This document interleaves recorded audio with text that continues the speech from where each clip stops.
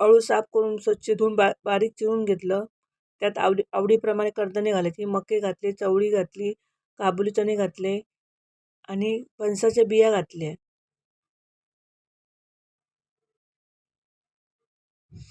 इथे भिजवलेले शेंगदाणे घातले आणि याच्यामध्ये चवीपुरतं मीठ टाकायचं आणि अळूला खाज असते आणि त्यात आंबटपणा येण्यासाठी कोकम टाकले आणि शिजत ठेवलं. मध्ये मध्ये चेक करायचं. इथे अळू आपलं शिजलेलं आहे. आता या अळूला फोडणी द्यायची.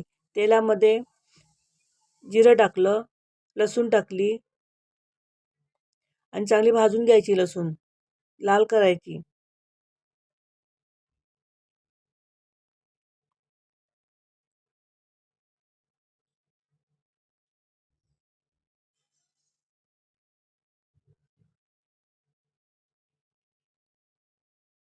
हे बघा, कांदा घालते. कांदा आणि कढीपत्ता टाकला. कांदा लाल होईपर्यंत चांगला परतून घ्यायचा. थोडासा हिंग टाकला. चिमूटभर हळद टाकली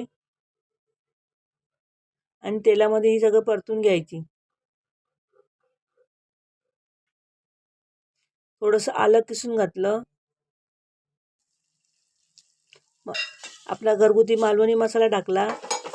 हा मसाला माझ्या व्हिडिओवर अपलोड केलेला आहे आणि याला त्या अळूला फोडणी द्यायची.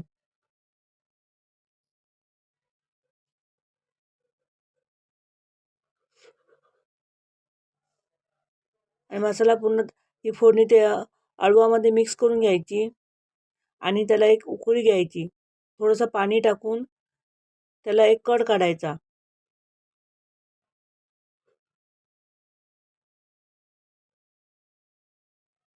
अशा प्रकारे आणि त्यात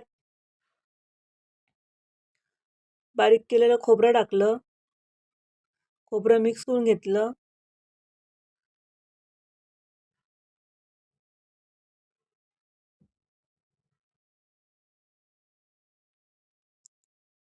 त्याला 2 मिनिटांसाठी कड काढून घेतला. बारीक चिरलेली कोथिंबीर आणि त्याला एक झाकण ठेवून एक उकळी काढली. अशा प्रकारे अळू तयार झालं.